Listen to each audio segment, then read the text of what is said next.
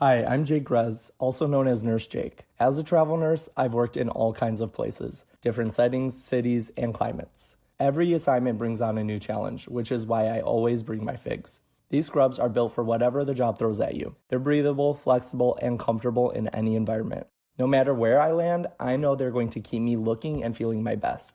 And don't sleep on the details. The pockets, the features, the finishing touches, everything has a purpose, and it makes a real difference when you're moving nonstop. The fit is clean, tailored, and super polished, and they come in a huge range of colors. In other words, they feel great throughout a 12-hour shift, and they always look good. See every healthcare professional on Instagram. If you work in healthcare or know someone who does, check out Figs and get 15% off your first order at wearfigs.com with code FIGSRX.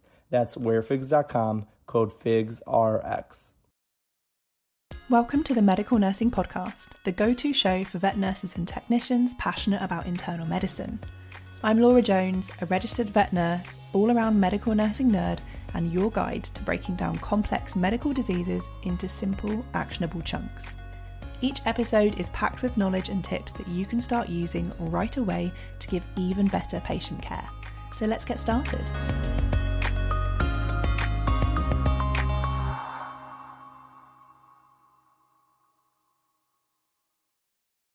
Hello, and welcome back to the Medical Nursing Podcast, or welcome if it is your first time listening, and happy Vet Nurse Awareness Month. Yes, this week is the first full week of Vet Nurse Awareness Month, which is a month where we come together to celebrate all of the good that our profession does and shout loud and proud about the difference that we make as veterinary nurses. VNAM is one of those rare times of year where we are not just focused on shouting about vet nurses within our profession, but outside of it as well. The focus becomes increasing public perception of our role, making sure that our clients and our caregivers know who is really looking after their pet when they're in the hospital, and moving away from vet nurses being just helpers, I'm air quoting really hard right now, and highlighting our role instead as skilled, knowledgeable professionals in our own right.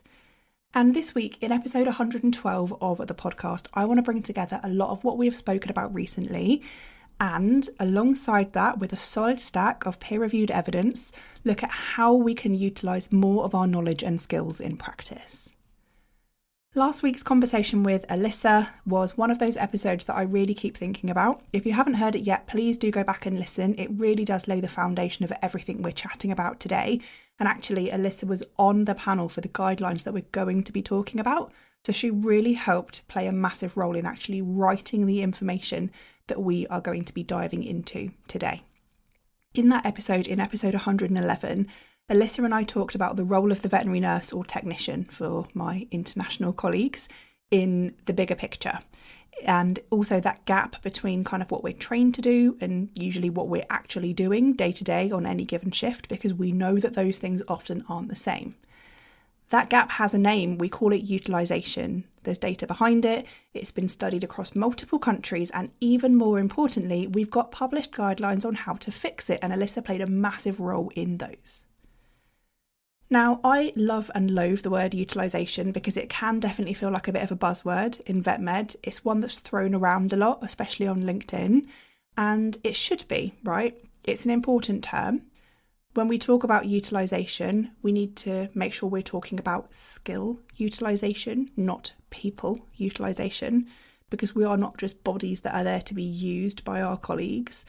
Our skills and our knowledge is what we need to utilise. So we need to make sure we're using it in the right way. But we do need to make sure that we are treating utilisation with the importance that it deserves, yeah? We can all talk about utilisation until we are blue in the face, but talking about it is different from actually setting up systems in our practice that properly respect and utilise our skills and knowledge. And that is truly what utilisation is, and that's what we are talking about today. In this episode, we are going to talk about what the evidence really says about utilising veterinary nursing skills, and in particular, the AAHA, which is the American Animal Hospital Association, guidelines on technician utilisation. You are going to leave the episode today with a clear understanding of why this is so important, what it looks like in practice, and how to make change happen. And along with this, we're going to be talking about something that we don't talk about enough, and that is our own role in self-advocacy as veterinary nurses to how we need to be doing more to improve utilisation of our skills. So first of all, why do we need to talk about utilisation and how should we talk about it? Now, small history lesson here, our profession is by historical standards very, very young. Registered Animal Nursing Auxiliaries, or RANAs, were the first what would go on to be veterinary nurses in the UK. And RANAs began training in the early 1960s. I think 1961 was the first year the training programme launched, with the first qualified RANAs appearing in 1962. So veterinary nursing wasn't even called veterinary nursing back then. And in the US, the story is similar. We had animal technicians who graduated in the early 1960s, and the term veterinary technicians didn't appear until the late 1980s. In the UK, similarly, veterinary nurses were not legally recognised until 1991, and that was when the Veterinary Surgeons Act, Schedule 3, was amended to include our role. So why am I telling you all this? Not just because I think veterinary history is interesting, even though it is, but because in many ways we are still a profession finding its feet. We are still establishing what we are, what we can do, and what we deserve to be. Our Veterinary Surgeons Act is still widely outdated. It was published in 1966. That was a long time ago now. Our title protection is still lacking. Let's compare that to human nursing. In human nursing, we had professional registration and title protection in 1919. There is still a way to go for veterinary nursing in comparison. That being said, we know that a lot has changed for the better in the past 60 years of veterinary nursing. We train our student nurses to a really high standard. We have professional registration and accountability, and we are a fiercely passionate bunch of highly skilled professionals. And on top of that, we have more advanced and even some specialist level qualifications available to us than we have ever had before. And yet, despite all of that momentum, we haven't managed to consistently use our knowledge and skills to anywhere near its full capacity. And let me be clear, this is not just my frustration talking. This is what the research is consistently showing across several countries over many, many years. In fact, the AAHA sum this up in one word, and the word they use to describe the current situation is a crisis. They say that by 2030, veterinary medicine in the US is projected to need 132,885 credentialled technicians just to keep up with demand for pet healthcare. At the current rates that credentialed technicians, so their equivalent of registered veterinary nurses, are graduating, the projected shortfall is more than 50,000. And simultaneously, the profession faces a shortage of up to 15,000 veterinary surgeons by that same point. So this means that we will have more and more patients needing care, but less people available to provide it. And the people that we do have are systematically not able to use their knowledge and skills to the full extent of what they are trained and legally allowed to do. So this is a massive problem. We have all previously discussed the recruitment problems facing this profession, but the question is, are we really dealing with a recruitment crisis? Because actually, I don't think we are. And actually, the AAHA described that crisis first and foremost as a problem with utilisation, not a problem with recruitment. Because if our veterinary nurses and technicians are genuinely working to the fullest extent that we can legally and capably allow with our skills and legislation, and if our vets were just able to focus their time on things like diagnostics, surgery, and prescribing, so the things that they legally have to do, rather than the nursing tasks that they often end up doing, every single team would work more efficiently. Our capacity to see more patients, provide better care, and support more clients would all increase significantly without hiring any additional team members. And there is a long list of studies that prove this. And yes, okay, that data does come out of the US, but the data in the UK paints a similar picture. There was a 2022 study that was published in the Veterinary Nurse on skill utilisation in the UK in small animal practice. And it found that veterinary nursing is consistently described as a misunderstood profession, not just by clients, but by veterinary professionals as well. And where there is that misunderstanding of our role, we cannot fully utilise our skills. It is that simple. While the legal scope of our role is set out in Schedule 3 of the Veterinary Surgeons Act, so if you're a UK RVN, you are bound by Schedule 3, which says that legally there are certain things you cannot do. I often think we feel like we are limited by Schedule 3, but I would really encourage you to reframe that belief. I don't think we are limited by it. I think this is something we are all guilty of feeling at some point. However, the truth is we can do a lot more than you might think. According to Schedule 3 of the Veterinary Surgeons Act, we cannot prescribe, diagnose, or perform major surgery or surgery that enters the body cavity. That is literally what we cannot do. When we think about it, that is actually a pretty short list. And I don't know about you, but I am really not that bothered about doing any of those things as an RVN. I don't particularly care about whether I can legally prescribe medication or not. I don't particularly care about whether I can legally diagnose a patient or not. And I don't particularly care about going into the abdomen or into the chest. What I care about is getting to use my skills and knowledge in all of the other ways that I get to help my patients. There are tons of different ways that I can help my patients outside of diagnosing, prescribing, and major surgery. The Veterinary Surgeons Act does not define us. Often the real ceiling on what we can do is actually cultural and psychological, not legal. If your clinic doesn't realise the skills that you can perform, they will not give you the opportunity to perform them. And if you don't speak up and ask to learn or ask to perform a specific skill, you won't get the opportunity to. A lot of the time, we end up putting limitations on ourselves without even realising it. So standing up and speaking out for what you want in your career is absolutely essential. And this problem is what tools like the AAHA Technician Utilisations Guidelines address. And it's up to us to use them to get more from our qualification. So why is utilisation of our skills so important, and why should every single clinic in the profession be talking about it? Well, the evidence behind it is really, really clear. And on top of this, it's also what you're going to use in your clinics to put forward your case to do more. So let's get into it all now. The guidelines organise the benefits that come with technician utilisation into 3 categories. Firstly, we have professional longevity. Secondly, we have economic impact. And then thirdly, we have patient care. So if we start by looking at professional longevity, studies have found that attrition rates, so that's rates of people leaving the profession early, for credentialled veterinary technicians increase significantly in between 5 and 10 years post-qualified. So if we think about that, this means that most people who leave our profession are doing so in what would be their prime years, the years where they have invested lots of time into developing their knowledge, their skills and their confidence, and the time when they are able to make a massive benefit, not just to their patients, but to their colleagues as well, especially younger team members or students who may rely on mentorship from them. When researchers have asked these people why they are leaving the profession at that time, the same themes come up, regardless of whether we are talking to vet techs in the US or veterinary nurses in the UK. And the reasons that have been most cited include low pay, lack of recognition, burnout, a workload which is not comparable with things like opportunities for development and progression, and toxic work environments. And consistently underutilisation, not being permitted to use the skills that you have spent years developing. There was a study in JAVMA in 2022. Again, all of these studies are linked in the show notes, so you'll be able to have a read of them if you want to.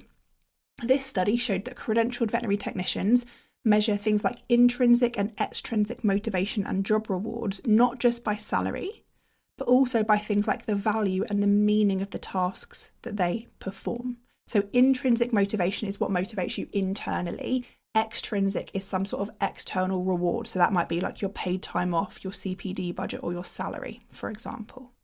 So when we think about utilisation, a lot of it really is linked to things like our intrinsic motivation. It's how much satisfaction and reward we get from our jobs and how well we feel like we're able to make a difference.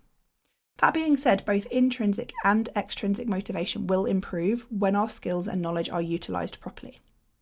When you are professionally accountable, registered, highly skilled and educated and generally capable individual, and you are regularly asked to do things below your training, there is going to be a disconnection in between your skill set and your day-to-day work.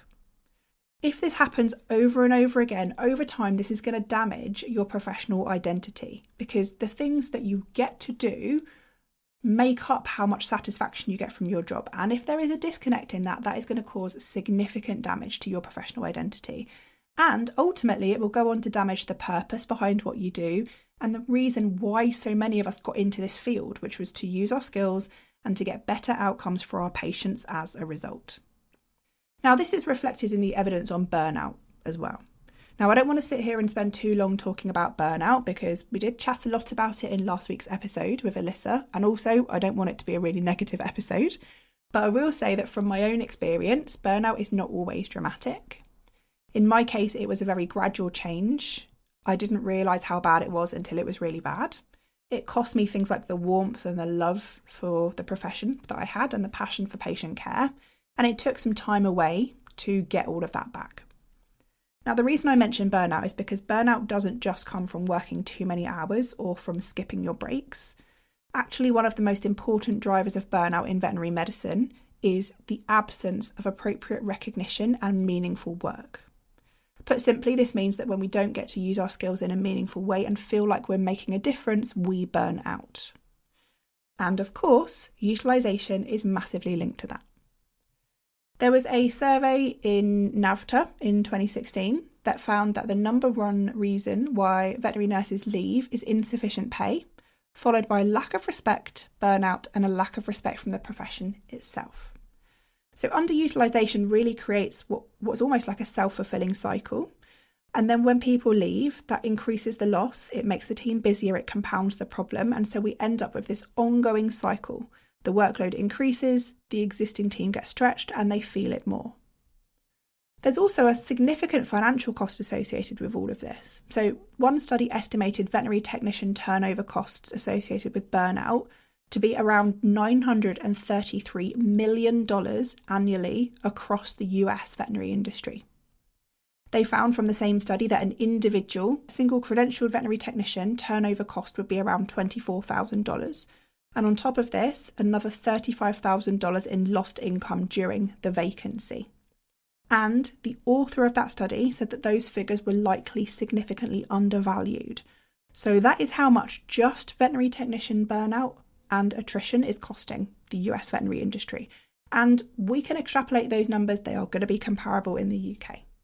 On the other hand, when people's skills are utilised properly in a collaborative and supportive environment, job satisfaction increases, career longevity improves, and we have a stronger professional identity. So the complete opposite of everything I have just mentioned.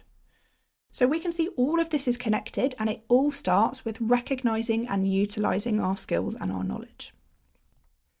Now let's move on and look at the economic impact of underutilising veterinary nurses. We've already touched on it with that financial cost of burnout, but we've got a lot more studies showing the benefits that come financially from utilising our skills.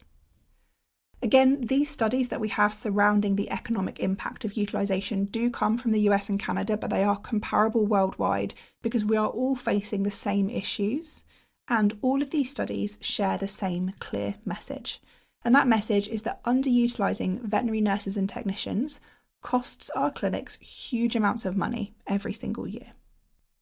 Two studies, one from 2007 and one from 2020, again all linked in the show notes for you, found that full utilisation of credentialled veterinary technicians generates a revenue benefit of somewhere between $105,000 and $137,000 per technician per vet per year.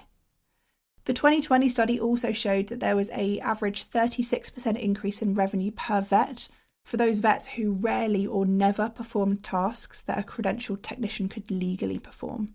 And that's because that time that got freed up then got redirected to things that legally only veterinarians could do. When we look at the cost of training, this is another area that's really, really interesting because one study found that investing as little as $1,500 per employee per year in training correlated with a 24% increase in clinic profits. So if you are in a clinic that has a limited CPD or CE budget, or you've been arguing over a training course that's outside of your budget, know that investing in training helps clinics make more money in the long run. And of course, encouraging RVNs and veterinary technicians to utilise the skills that they have learned on that training only helps that revenue generate even faster. In the UK, there was a survey on recruitment and retention performed in the Veterinary Record in 2022, and this noted that veterinary nurses in the UK have remained significantly below the national average salary for over a decade. And when we look at how RVNs are utilised in practice, I'm not that surprised about this. Because if we think about it, our names rarely appear on things like invoices. Our time is bundled into a procedure. So a client knows that their pet is having an anaesthetic, for example, and they should expect to pay for a GA time. But do they really know how much of that GA was nurse-led? Do they understand how much time that took, how much monitoring, how many skills that took? Or are they just thinking about things like the drugs, the oxygen, the ET tube, and things like that? So our time is hidden. Along the same lines, our nurse clinics are often offered for free. So again, the time that it takes is inherently kind of positioned as not that valuable. The financial value that we generate is often made invisible, and this only increases the feeling of undervalue that we often experience. Every single practice can choose to change this. So for example, they can choose to incorporate the veterinary nurse's time and skills on an invoice, or they can choose to charge for nurse clinics and not just charge for them, but confidently explain why they are charging for them. And the more clinics that make that change, the more the view of our role begins to shift across the entire profession and across the public. This episode is brought to you by the Veterinary Internal Medicine Nursing On Demand Library Club. And honestly, if you are not already a member, then you're going to want to hear this. For just £21 a month, you get access to the entire Veterinary Internal Medicine Nursing webinar library. That is over 60 hours of CPD, and it's growing month on month on all things internal medicine nursing, and it's available on demand whenever you need it. And it doesn't stop there. Every single month you get a brand new webinar too, plus access to the monthly evidence files live sessions all included. Whether you want to deep dive into a specific topic or just keep your CPD ticking along, the Library Club makes it ridiculously easy for you to do so.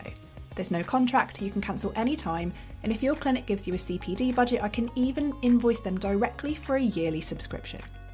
Think of it as your own personal library card for veterinary nursing education. Head to veterinaryinternalmedicinenursing.com and check out the Library Club to grab yours. The link is waiting for you in the show notes. And now, back to the episode. Now, let's talk about the value of veterinary nursing on patient care, because of course, this is one of the most important areas and it's one that matters to us the most. And again, the evidence around the impact of utilisation on this is really clear. When credentialled technicians are empowered to take on roles that are commensurate with their training, patients benefit and access to care improves. There was another 2022 study in JAVMA, again I'll link all of this in the show notes for you. This study found that veterinary technicians contribute significantly to what we call shared decision making during veterinary appointments. So in plain English, this means that when a vet includes a technician or nurse in a consultation, in a client conversation, client education significantly increases. There's a better incorporation of the client's preferences in our patient's treatment plan, which means that our treatment plans are going to be more manageable at home every day. And this leads to better patient outcomes. So we know there is direct value of including us in patient care. There was also a really interesting study that came from New Zealand that I want to mention, again linked in the show notes for you. In this study, both veterinary nurses and vets were surveyed about the clinical tasks that nurses were expected to perform. Of all of the nurse respondents, 80% said that they took blood samples, 78% said they placed IVs, and 97% monitored anaesthetics. All of this is what I think most of us would consider to be quite foundational nursing skills. And these numbers sound quite good. Like, don't get me wrong, I'm really happy that 97% of veterinary nurses are monitoring anaesthetics. It's a great use of our skills. However, if we look at what the vets thought that the nurses were doing, it says a lot. So 100% of vets said that they expected veterinary nurses to be placing IV catheters, but only 78% of us were doing it. 96% of vets in practice supported nurses performing microscopy, but many fewer nurses in practice were doing it than the vets thought they were. So if our vets think we are performing more of these tasks than we actually are, that tells you all that you need to know. We are trained in tasks that we are not getting to perform. And to me, a fifth of veterinary nurses not being able to place IV catheters, or rather I should say not getting the opportunity to place IV catheters, is a massive problem. That is the gap in utilisation right there, clear as day. And while we have mentioned that there are tasks that we can't legally perform, so in the UK that's prescribing, diagnosing a major surgery, in the US that's prescribing, diagnosing any surgery at all and prognosing, so giving a prognosis, that's still only 3 to 4 things that we're not allowed to do. there is a far longer list of skills that we can perform than skills that we can't perform. Things like central line placement, urinary catheterisation, including unblocking male cats, local regional anaesthesia or some locals, depending on where you are in the world, POCUS scans, endotracheal intubation, chest tube management, not placement but management, feeding tube placement in some cases, wound management. I could go on and on and on. These are all skills that we can and should be doing in our clinics right now. So we know why utilising our skills is so important, but we now need to talk about how to utilise them, because that is the most important message that I want you to take away from the episode today. And what I actually want to do in this section of the podcast is give you the exact framework the AAHA provide in their technician utilisation guidelines. Now, before I get into this, I will say that each of the elements within those guidelines are huge, so much so that they could be an entire episode themselves. But I want you to have enough information to get started today so that you can spend this month VNAM pushing to use more of your skills every day in practice. So that being said, this is very much a top level overview on how to do more with your patients, and I would really encourage you read the full guidelines for more information. So the first thing we need to do is build the culture. This is important because you can't make lasting change without a clinic culture that supports it. A culture that celebrates and encourages growth and development is absolutely essential, and this needs to come from the top, so this needs to come from your leadership team. Speak to your head nurse, your practice manager, or a member of your vet team who you work closely with and who understands your skill set. Tell them you're keen to do more and seek advice on how to go about that. And if you are in a leadership position, make the change yourself. Talk to your team about what they want to be doing. Ask them where the gaps are. Get them doing more. Really nurture that change. The foundation of growth is a psychologically safe working environment. So by psychologically safe, I mean one where people can ask questions without fear, or they can highlight gaps in how things are done, or they can request training, or they can receive honest and constructive feedback in a safe way.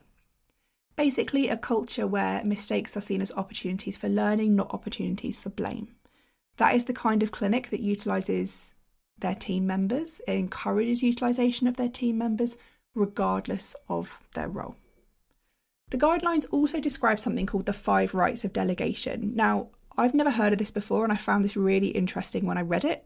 It's very similar to the 5 rights of medication administration, so like right dose, right route, right patient, etc. The 5 rights of delegation are right person, right circumstance, right task, right supervision, and right direction and communication. So basically, if you are asking to perform a task, you need to ask yourself, firstly, am I the right person to carry this out? Secondly, are the circumstances appropriate? So if it's an emergency situation, for example, where time for training is limited, now is not the right circumstance for you to do something new for the first time. Then ask yourself, can I perform this task confidently? And then you want to ask about supervision and direction and communication. So will I need to be supervised? If so, is that possible? Can I do this under direction? And is the vet around for direction? And are they going to be there to ask questions if I need to? So delegation is not just about handing a task off to someone because it's legally possible for them to do it.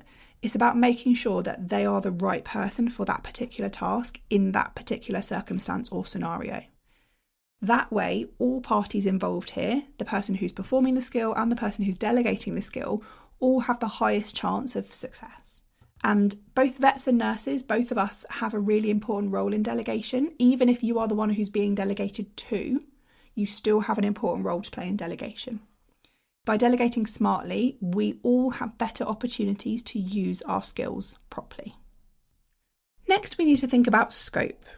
So the guidelines themselves contain a really comprehensive assessment tool, which I would recommend that everyone reads who's listening to this.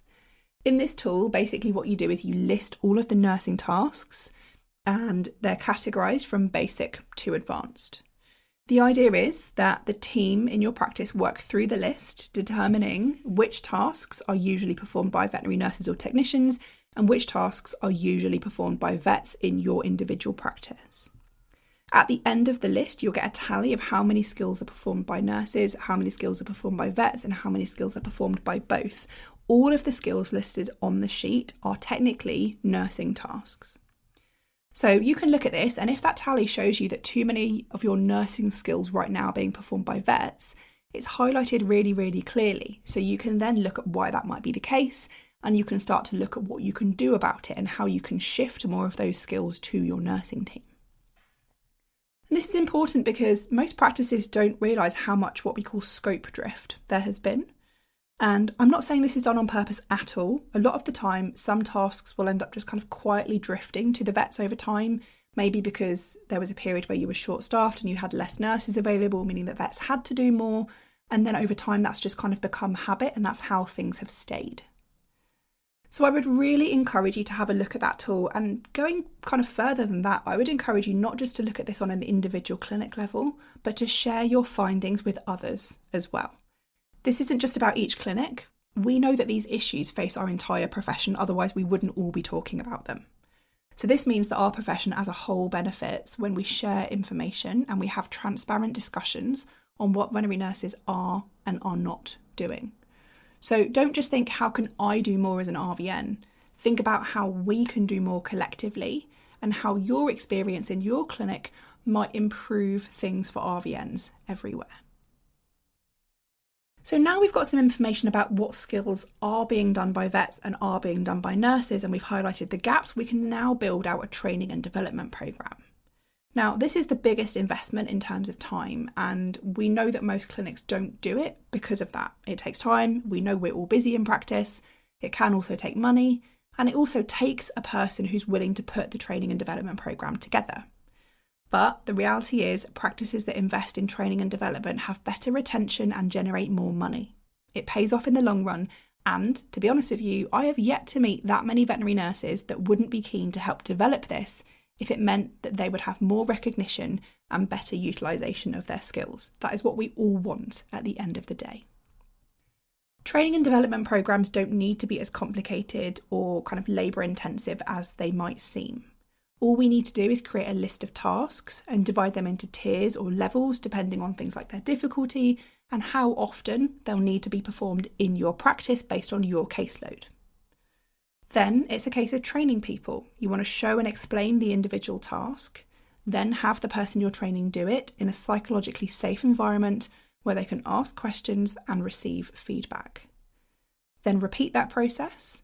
Then get that person that's just been trained to train the next person and repeat. It is literally that simple. It just takes time to set up. The guidelines also recommend what they call a levelled skills approach. So this is basically where skills are divided into progressive levels.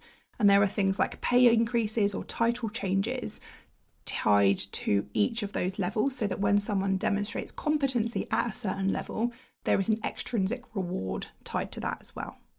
That way you have something to work toward, and also your development is rewarded and directly valued by your clinic. The last thing we need to think about is setting SMART goals and assessing them regularly. So any goal you set should be SMART, and by SMART I mean specific, measurable, achievable or accountable is actually the term that the guidelines use, resourced and time-bound. And speaking as someone that has just finished a mentoring module of the education and leadership course that I'm doing, I have got a particular importance for SMART goals and their appreciation right now, because I have just finished a whole module on them. But basically, SMART goals allow us to work towards clear goals. They allow us to achieve a specific outcome with the information, the resources and the support that we need to do it successfully. And on top of that, there's also clear points for things like reflection and evaluation and ongoing learning as a result. These goals are really important, and there's a reason for that, right? Good intentions often don't become lasting change in most practices. We can have all of the intentions that we want to support and train our members of staff, but despite this, we keep having the same conversations about how they don't happen. And that's because practice life is busy. There's a lack of structure. The moment the clinical floor gets busy, or there's another emergency that works through the door, or someone ends up off sick, most of the things like training end up going out the window. And a SMART goal helps us to make sure that that training happens regardless of those challenges. So let's look at an example. Say you want to learn how to place central lines. A standard goal that we might end up saying is, I want to learn how to place a central line. You're like, okay, great. You want to learn how to place a central line. Okay, well, next time we have one, when we've got time, I'll show you. If you change that into a SMART goal, that becomes, in the next 4 weeks, I'm going to place a central venous catheter in an IV access model. Now you don't just have a goal that's nice to have, you have a goal that you know how and when you will achieve it, you know what you need, so you know you need a kit and you need a model to place it in, and you will also have a finished product in a model ready to show your mentor. That is how you develop your skills in a successful and smart way. So let's talk now about how to bring all of this together. And I want to do this because there's one section that wasn't explicitly in the original guidelines that I want to talk about, because I think it's really, really vital, especially this week, this month, with VNAM coming up, and that is self-advocacy. This is something that I think we often miss and we sell ourselves short on a lot as veterinary nurses and technicians. Because if we think about it, we are responsible for the utilisation of our skills. We are not going to get as far in our career if we don't take an active role in championing ourselves. Because if we think about it, we could wait for our vets to learn what nurses can do, and we can keep talking at them about it and helping them kind of see what nurses can do. Or we can play a more active role in showing them what we can do, asking to do more, and if we do that, we are going to be using more of our skills a lot sooner. I do wonder sometimes if there is something kind of inherently ingrained in us as veterinary nurses, maybe because we're in a caregiving role by nature, or maybe historically nurses or nursing roles have been seen as kind of subordinate to vets or doctors. But I think there's something kind of subconsciously under the surface that makes us less confident in speaking up for ourselves as perhaps other professionals. Like somehow maybe it's not our place to push for more or to advocate for ourselves. But the question really is, if we don't do it, who's going to? This means that we need to explain what we can do, what we're capable of, what we've learned, and what we would like to do with our knowledge. And this is important. I genuinely don't think that our vets are out there wanting less from us, because using our skills doesn't take away from their role. And if they think it does, that says something about them, not about us. Most of the time, underutilisation of veterinary nursing skills happens because there is not an open conversation between vets and nurses about what we can do, not because they don't want us to do it. So have the conversation, raise the point, ask the question, even if it feels uncomfortable. Communication, rather than resentment, is what's going to close the gap between vets and nurses and allow all of us to work together for not just our own good, but for the good of our colleagues and the good of our patient. So this month, for Veterinary Nursing Awareness Month, please promise me that you will do one thing. I would love at least one of you, off the back of this episode, to have a conversation in your practice that you have been putting off, about a skill that you want to use more, or about a role that you want to take on, and about what the evidence actually says about what we can do. The AAHA guidelines on technician utilisation are free. They're linked in the description below the episode and also in the show notes with all the references. Print them off. Take the utilisation tool, which is table 5.3 of the guidelines, take it into work, sit down with your team and go through it honestly. Then pop me a message on Instagram and let me know what you find, because I would really genuinely be interested to see what you could do more of in your clinic, and because I think that the profession gets better for everyone when we share that information. I want to finish the episode today with one final really important point. The panel who researched and wrote those guidelines, so Alyssa and everyone else, found in their entire review of all of the evidence surrounding utilising our skills, not one single disadvantage to utilising veterinary technicians optimally. That means there is not one evidence-based reason why we should not be doing more with our patients. So go out there, have the conversations, advocate for yourself, and use more of your skills. So that just leaves me to say a massive thank you so much for listening to another episode of the Medical Nursing Podcast. If today's episode sparked something for you, please share it. Send the episode to a colleague, leave a rating on your podcast app, mention it in your practice WhatsApp group, get your vets to have a listen to it so that they can start kind of thinking about how you can help them more. Honestly, the best thing that you can do, not just for the show and for me as a creator, but for our profession, is to pass this information along to another nurse or technician who needs to hear it and who would feel inspired to do more as a result. So a massive thank you once again from me. Go out there, use more of your skills, and I look forward to speaking to you in an episode very, very soon. Bye.